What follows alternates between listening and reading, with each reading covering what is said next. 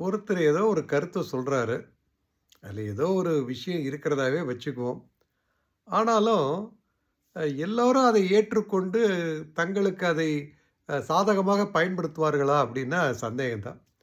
நெறைய பேர் வந்து அந்த கருத்து சொல்றவருடைய பழைய வாழ்க்கைய தெரிஞ்சவங்க நெறைய பேர் இருப்பாங்க.